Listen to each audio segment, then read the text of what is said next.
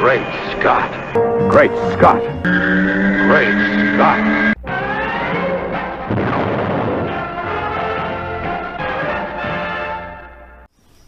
There's an eyelash in my eye. Ah! Hello, everyone, and thank you for tuning in to another episode of Great Scott. I'm Scotty V. Good to see you.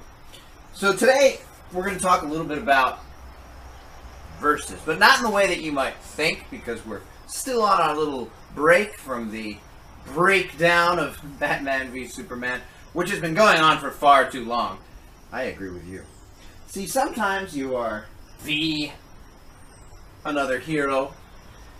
This is a piece of wall art from a gentleman by the name of Nathan Thu. He has a website on Facebook called Household Heroes. So check that out on Facebook.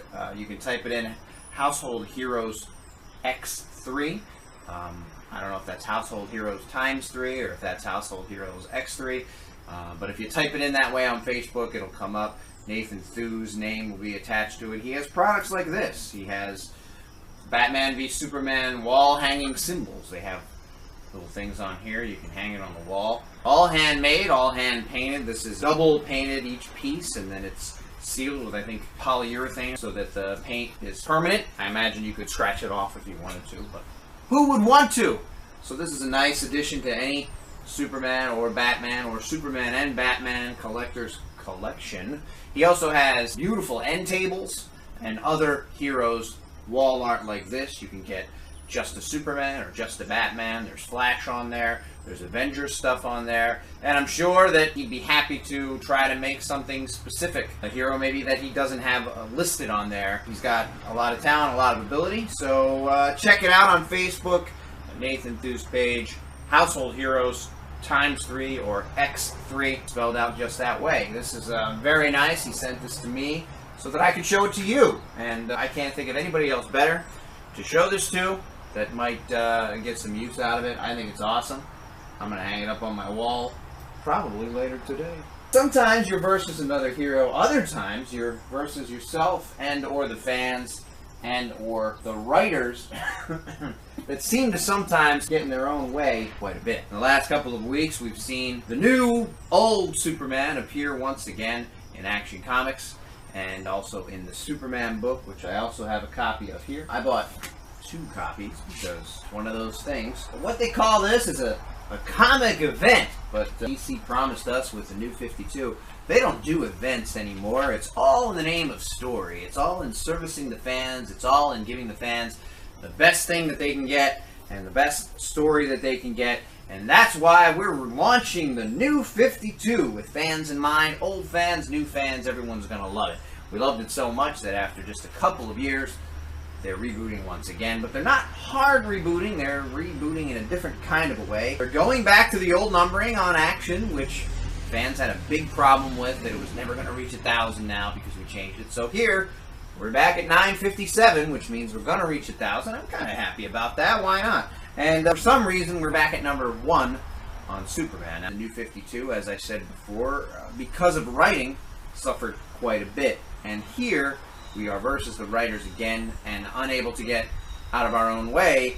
And that I believe the writing is part of the problem in the new Rebirth. Now, from what I looked around, and it seems like most of the fans have no problem. Most of the fans are thrilled. Most of the fans are tickled pink. And I think it's because it's the guy that it used to be. You know, they are imaginarily telling us that, oh, this is the guy you used to read. No, it's just the guy we're writing now that we're telling you is the guy you used to read before, because the guy we used to read before did not have a super child, was not living in seclusion, wearing a black suit and not really helping anybody out in the woods. I've already covered this, but we're supposedly continuing forward with this person, and he's better than the new 52 Superman because he's the guy we all used to read. I'm just looking at it as it is. Their story is that this is the guy that was around before Flashpoint happened on another Earth, which means he's not Batman's Superman, he's not Wonder Woman's Superman in the new 52, which is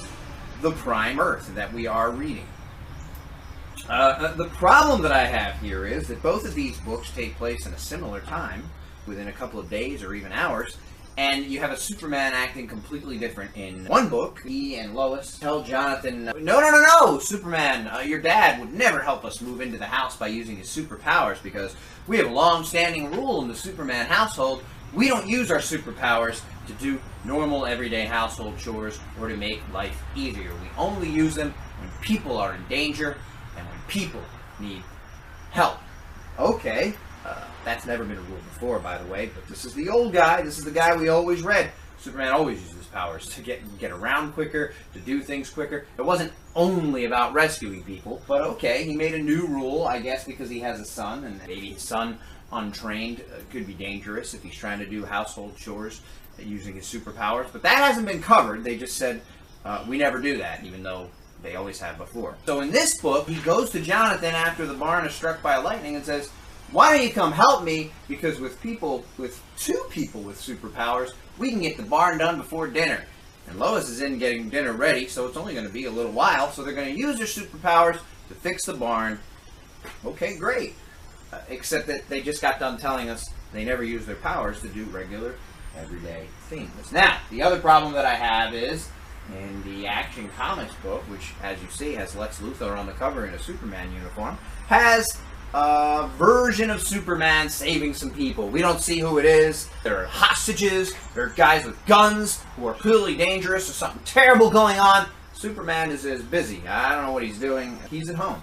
But it turns out it's Lex Luthor. He grabs up the hostage takers. He stops the whole situation. He's the hero in the scenario. As we, as fans, probably can guess, he's also probably the orchestrator of the scenario so that he can make himself the hero. However, the TV has been on. They complain that Jonathan hooked up the TV because we're trying to pretend we live in the 30s and Superman doesn't know about TV or doesn't watch TV. Because he's the old Superman. He's the Superman everybody's been waiting for to come back. So he's against TV. So they have to call Jonathan out on hooking up the TV, and he makes some clip about he wasn't going to do without video games. And by the way, couldn't you have gotten us moved in quicker? And then we hear that whole thing about we don't use our powers to move in. We only use it to save people.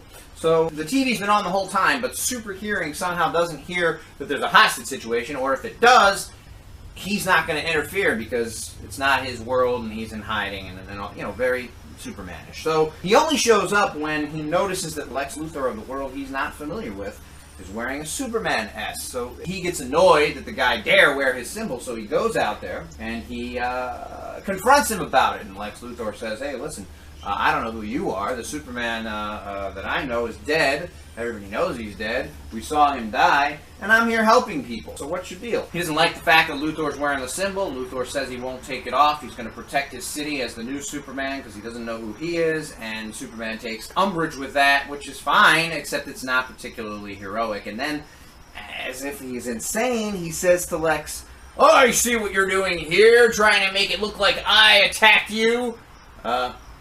He did attack him.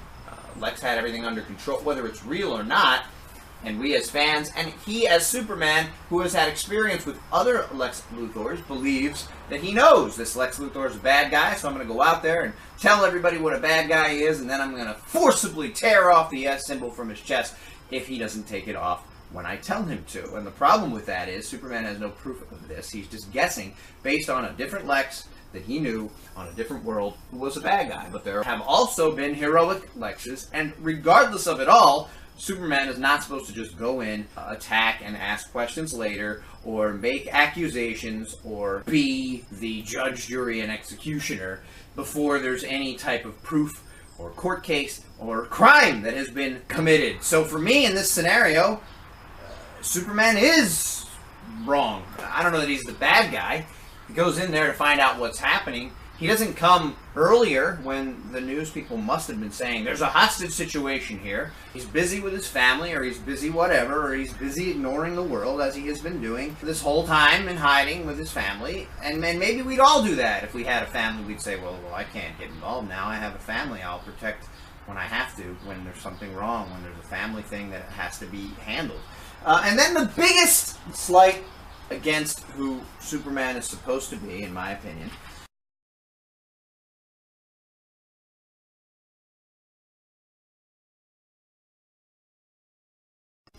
Oh, I woke up last night with this intense pain as if someone was stabbing a needle in my eye. Why are our eyelashes so deadly? I guess they're not deadly. I'm still alive.